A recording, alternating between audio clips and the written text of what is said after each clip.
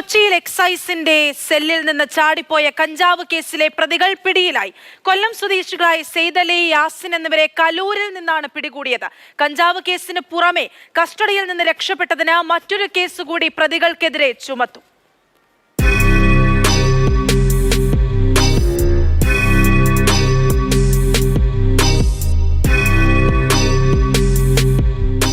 കഞ്ചാവ് കടത്തിയ കേസിൽ പിടിയിലായ കൊല്ലം സ്വദേശികളായ സെയ്ദലി, യാസിൻ എന്നിവർ കഴിഞ്ഞ ദിവസം വെളുപ്പിന് 5 മണിയോടെയാണ് എക്സൈസ് കസ്റ്റഡിയിൽ നിന്നും രക്ഷപ്പെട്ടത്.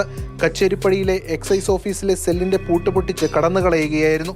സംഭവത്തിൽ എക്സൈസും പോലീസും ചേർന്ന് വ്യാപക തെരച്ചിൽ നടത്തുന്ന ഘട്ടത്തിലാണ് പ്രതികൾ കലൂരിൽ നിന്നും വലയിലായത്. കൊച്ചിയിൽ നിന്നും പോയ പ്രതികൾ ആദ്യം സ്വന്തം സ്ഥലമായ കൊല്ലത്തെത്തിയിരുന്നു. ശക്തമായ പരിശോധന തിരിച്ചറിഞ്ഞതോടെ പ്രതികൾ എറണാകുളത്തേക്ക് തിരിച്ചു വരികയായിരുന്നു. ഇതിനിടെയാണ് പിടിയിലായത്.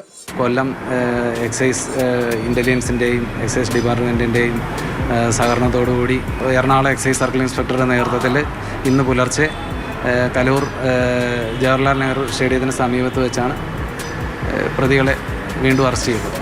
അതിനിടെ കസ്റ്റഡിയിൽ നിന്നും രക്ഷപ്പെട്ടെന്ന് ചൂണ്ടിക്കാട്ടി എക്സൈസ് പോലീസിന് നൽകിയ പരാതിയിൽ സെയ്ദലിക്കും യാസിനുമെതിരെ നടപടിയുണ്ടാകും. എറണാകുളം സൗത്ത് സ്റ്റേഷനിൽ RPFും എക്സൈസും ചേർന്ന് നടത്തിയ പരിശോധനയിലാണ് ഇരുവരും ആദ്യം കുടുങ്ങിയത്.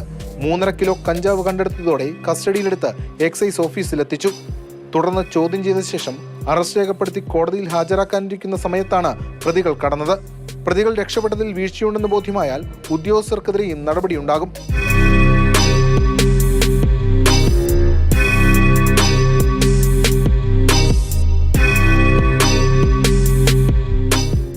മാതൃഭൂമി ന്യൂസ്, കൊച്ചി.